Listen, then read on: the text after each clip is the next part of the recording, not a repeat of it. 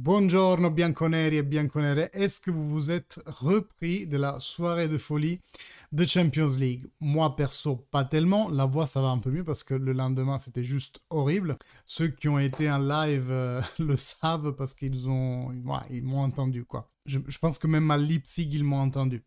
Mais dans tous les cas, on a de quoi discuter parce que la mauvaise nouvelle, c'est que Bremer, c'est quelque chose de grave qui va l'amener plusieurs mois loin des terrains. Ligament croisé, on connaît cette bête hein, parce que c'est pas la première fois que la Juventus fait face à ça. On va parler de ça, de son éventuel remplacement, de ce qui va se passer sur le côté Milik, parce qu'en attaque, on est court, de notre situation en Champions League et des prochaines semaines.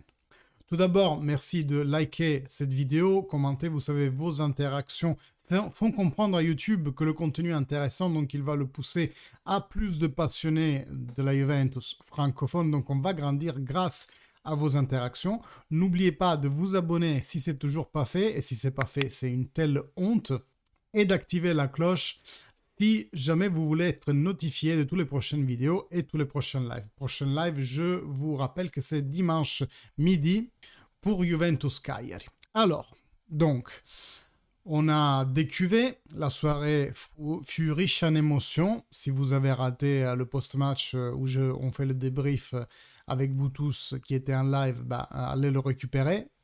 La douche froide arrive le matin d'après, même si le soir même déjà on avait quelques mauvaises vibes, mais qui étaient un peu noyées dans l'euphorie de cette victoire magnifique. D'ailleurs, j'ai su que c'était un record parce que la Juventus n'avait jamais, au grand jamais, dans les compétitions européennes, remonté 2 fois. Donc on a fait 1-0 pour eux, on a égalisé 2-1 pour eux, on a égalisé et on a gagné à la fin. La Juventus n'avait jamais gagné un match en devant, en fait, remonter 2 fois le score.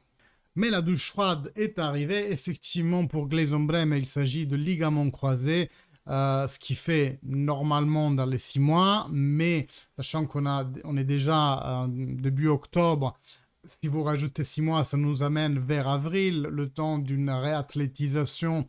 On pourrait le voir en juin. Alors, c'est vrai que potentiellement, il y a la Coupe du Monde pour club. Même si cette Coupe du Monde, ils ne sont pas encore sûrs s'ils la font ou pas. Mais s'il revient en mai, autant dire que la saison est terminée pour lui. Alors, est-ce que ça veut dire que la Juventus va devoir tout de suite, en se servant de celui qui est le mercato, des joueurs disponibles, donc les free agents qui n'ont toujours pas trouvé d'équipe, il y a des noms intéressants, il ne faut pas se le cacher, Sergio Ramos, Matip, Gigi. Néanmoins, aujourd'hui, tout ce que les grands journalistes disent, c'est que la Juventus va se contenter d'attendre la fenêtre de janvier, et j'avoue être assez d'accord, que ce soit avec la news en soi, mais même la stratégie éventuellement de la Juventus. Pourquoi? Parce que prendre quelqu'un qui à ce jour n'a plus le rythme match, qui ne s'est pas entraîné avec une équipe, qui n'a pas joué, disputé des matchs pour garder la forme physique, et qui plus est quelqu'un comme Sergio Ramos qui est à un âge très très très avancé, même s'il a bien fait dans son expérience précédente. Moi, je ne vois pas ça d'un bon oeil. C'est pour moi perdre du temps. Tant qu'à faire, aller en janvier, si une occasion se présente, et les occasions se présentent souvent en fin de mercato de janvier, certainement pas au début, donc quelqu'un qui devra après s'acclimater, donc de fin janvier, tu arrives facilement à mars, mi-mars. Voilà. Moi, ce que je pense très honnêtement, c'est qu'en défense, on a beaucoup de solutions. On a toujours Danilo qui peut être mis en centrale, on a Kalulu qui peut être utilisé en centrale, et donc d'un côté Cambiaso, de l'autre Savona. Donc voilà, il y a des solutions, il y a énormément de solutions. Moi, je ne pense pas que la Juventus va faire quelque chose pour le défenseur, et si elle l'a fait en janvier, ça ne peut être qu'une solution soit temporaire. Alors, on ne va pas faire le cas CRS4, hein, je vous rassure, mais peut-être une solution, oui, de 6 mois pour quelqu'un qui n'est pas bien dans son équipe actuelle. Et comme dit, les occasions, c'est souvent en fin de mercato, donc fin janvier. Là où la Juventus aurait fortement besoin de quelqu'un, c'est en attaque. Pourquoi? Parce que Vlahovic ne peut pas tous les jouer, vous doutez bien. Déjà, dans la prochaine pause nationale qui aura lieu après le match contre le Cagliari, on a de la chance, ou alors c'est prévu par lui parce qu'il ne veut pas se blesser justement. Il n'ira pas en national, Dusan Vlahovic. Donc il pourra se reposer, diminuant ainsi la probabilité qu'il se blesse aussi. Et Nico Gonzalez, qui était à ce jour son remplaçant pratiquement, puisque Milik a été opéré il y a quelques jours, encore des problèmes au ménisque, donc cette fois il a eu une suturation, pardon, c'est pas saturation, une suturation du ménisque, ça vous rappelle rien, Paul Pogba, voilà, exactement la même chose, problème physique qui vraiment dure depuis trop longtemps. Cet été, la Juventus avait en tête de faire quelque chose en attaque, mais c'était la moindre des priorités. Et vraiment, avec tout ce qu'on avait à faire, avec la révolution qu'on a faite, on a décidé de mettre l'attaquant au fond de la liste. Et malencontreusement, les craintes de la Juventus se sont démontrées avérées parce que Arek Milik ne tient pas ou ne tient plus physiquement. Moi, j'ai envie de dire, après le carton rouge qu'il a eu à Empoli, qui pratiquement nous a fait rater le Scudetto, on ne sait jamais, hein, sur un malentendu, et bien après cet épisode-là, il n'a plus été le même. Physiquement, c'est la dégringolade, donc potentiellement même il va quitter la Juventus dans les prochaines sessions, que ce soit déjà en janvier ou que ce soit l'été prochain. Donc la Juventus a besoin de quelqu'un. Les noms, entre guillemets, sont toujours ceux qu'on écoutait cet été. Il y a d'un côté Jonathan David, il y a maintenant la piste de Jovic aussi. En gros, il nous faut un remplaçant de Dusan Vlahovic, quelqu'un qui puisse rentrer de temps en temps pour lui alléger la tâche ou alors être clairement titulaire dans les matchs un peu moins importants de Serie A ou de Coppa Italia.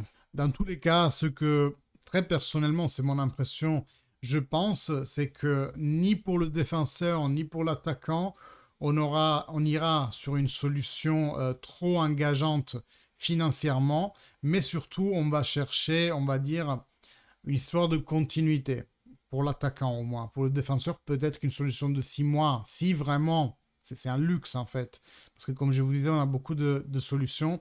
Mais pour l'attaquant, je pense quelque chose, une formule comme celle de Conceição, un prêt même onéreux, mais qui après te donne l'opportunité de mettre le joueur dans ton bercail, dans ton fortin, voir comment il évolue et éventuellement avoir une solution plus définitive en été. Voilà pour le mercato. Alors, quand on regarde le classement de Champions League, on se situe assez bien. Maintenant, la difficulté, et on en avait parlé sur la chaîne, c'est que nous, on a pêché très bien des 2 premiers pots et très mal des 2 derniers pots. Donc, en fait, on a des équipes qui ont très bien fait, qui sont en train de très bien faire en Champions League et on va devoir vraiment se battre bec et ongle. Il y a déjà le Benfica et l'Aston Villa qui tous les deux ont obtenu 6 points, tout comme nous. Ils sont en tête de classement. Voilà, je vous mets ici le classement. Comme je disais, Aston Villa et Benfica sont là. Et c'est des équipes que si on les battait, ça serait sûrement un très gros pas en avant pour nous. Mais on a aussi des équipes comme le Lille qui a battu le Real Madrid dans cette dernière journée. Et le Club Brugge, j'arrive jamais à le dire, qui est en train de proposer un assez bon chemin en Champions League aussi. Donc voilà, cette victoire projette la Juventus vraiment dans une bonne position, avec les atténuantes qu'on doit encore rencontrer des équipes qui ont vraiment des bons résultats. Aujourd'hui, je lisais que si la Juventus venait à en gagner encore 3, elle serait automatiquement dans les 8 premières, ce qui est la phase qui te garantit la phase successive sans les playoffs, pardon. Ah, mais comment je parle aujourd'hui? Dans tous les cas, maintenant, tête au Cagliari, et puis au retour de la pause nationale, on continuera en Champions League avec le Stuttgart. Justement, on a dit qu'on va dépenser 2 mots pour la suite. Suite dimanche prochain, 12h, Cagliari, donc on sera en live, bien entendu. Pensez à vous abonner hein, si ce n'est toujours pas fait. Et ensuite, on partira sur 2 semaines de Nations League. Il y a beaucoup de nôtres, bien entendu, qui vont partir. Mais ça va donner l'occasion à Dusan Vlahovic, par exemple, de rester à la Continassa pour continuer l'entraînement et peut-être aussi décharger les fatigues parce qu'il les a jouées toutes jusqu'à maintenant. Il a été remplacé une seule fois, je crois. Et par contre, ça donnera à des joueurs, je pense notamment à Kobe Mainers, qui ont besoin de jouer, de mettre des minutes dans les jambes, comme on dit, de le faire et de se préparer pour le deuxième volet. Non, c'est le troisième volet parce qu'on a déjà fait une pause nationale. Parce qu'en Serie A, le retour à la réalité va être assez rude. Hein. Le premier match après la pause nationale, c'est Juventus-Lazio. Ensuite, tout de suite, le mardi ou mercredi d'après, Juventus-Stoccarda. Ensuite, Derby d'Italie, Inter-Juventus, donc en extérieur.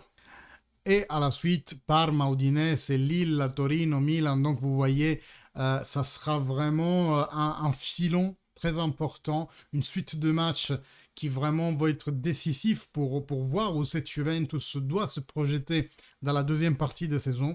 Et nous, bien entendu, on sera là pour la suivre, pour la supporter. Comme l'autre soir, ça a été un soir de folie. Et encore une fois, je suis ravi vraiment de partager tout ça avec une communauté. Non, aujourd'hui, ça va vraiment pas. Hein. Je ne sais pas pourquoi je bégaye. Une communauté comme vous, donc n'hésitez pas. Si vous n'êtes pas abonné, vérifiez, hein, parce que des fois, on croit être abonné et puis on ne l'est pas. Vérifiez l'abonnement, vérifiez la cloche parce que là je pense à Amel, elle n'avait pas activé la cloche et elle ne savait pas qu'on était en live. Bref, interagissez avec le contenu pour faire comprendre à YouTube qu'il doit le pousser à d'autres Juventini et moi je vous dis, fino alla fine, forza Juve, ciao.